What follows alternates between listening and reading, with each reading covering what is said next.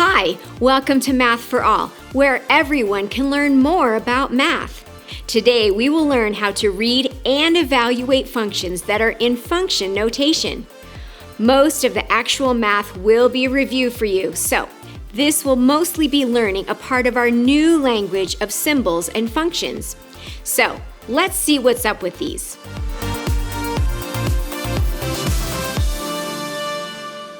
Here's what you know. Something like y equals 4x plus 3. This is a function. If we write it in function notation, the only thing that changes is the y into f parentheses x. This fx deal is not f times x, even if it looks like it. It is pronounced f of x, and it means that I have a function that is given in terms of x. The x is the variable inside my function. The important takeaway from all this is that f of x just replaces the y. So far, so good. Here are some examples of functions in this notation. First up is a formula that should look familiar. C equals 2 pi r. This is the formula for the circumference of a circle. In function notation, this would transform into c of r equals 2 pi r. The c is like our y and is the only thing that changes. It gives us the circumference of a circle with respect to its radius, and notice that the r is inside the parentheses and inside the equation too. The next example is just a little messier.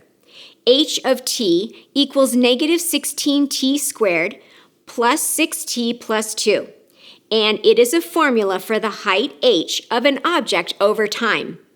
I hope by you seeing these, it solves the mystery of how to read these and what they mean. We have one more step forward to take with translating these.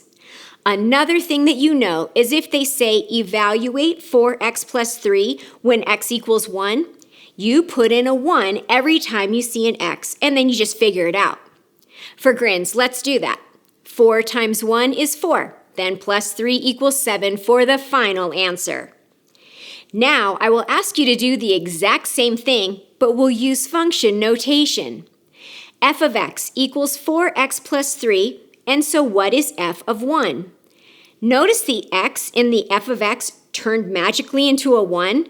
That tells you to turn that x in the function into a 1 and figure out what it equals, which we already know equals 7. So, f of 1 equals 7.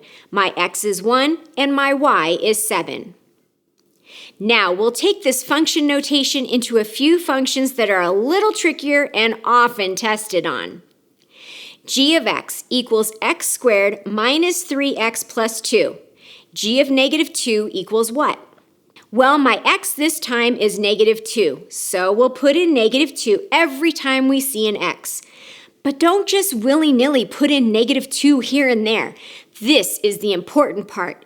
Each time you put in negative 2, please, please, please put whatever x is in parentheses. The more the better. Parentheses negative 2 squared, the squared goes on the outside, minus 3 parentheses x, which is negative 2, plus 2. Now, for a bit of math, order of operations, negative 2 squared is positive 4 because that negative is squared along with the 2, and the two negatives equal a positive.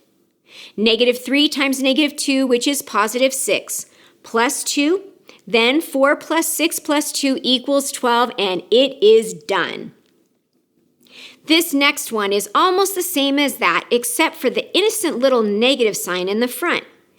F of x equals negative x squared minus 3x plus 2. What is x of negative 2? We'll use our new skills and plop that negative 2, definitely in parentheses, every time I see an x. Negative parentheses negative 2 squared minus 3 times negative 2 plus 2. First up, do not change this double negative here into a positive. The negative 2 needs to be squared first, which we've already established becomes positive 4. But this dangling negative in the front flips it back to be negative 4. Negative 4 plus 6 plus 2 equals 4 for our final answer. Here's our last example so we can practice our absolute value functions. h of x equals negative 3 times the absolute value of x plus 7 minus 2. What is h of negative 10? We rewrite our function with negative 10 every time we see an x. We can use parentheses, but it's not as vital here. h of negative 10 equals negative 3 times the absolute value of negative 10 plus 7 minus 2. Order of operations says to do grouping symbols first, and an absolute value has invisible parentheses inside of it. Negative 10 plus 7 is negative 3. Then, to take it out of the absolute value, remember that it becomes positive. For negative 3 times 3 minus 2 is negative 9, minus 2 is negative 11. That was just super. Congratulations on learning some more symbols in math to represent functions and for reviewing some tricky details in evaluating functions. Come back soon to continue your journey and learn more about math.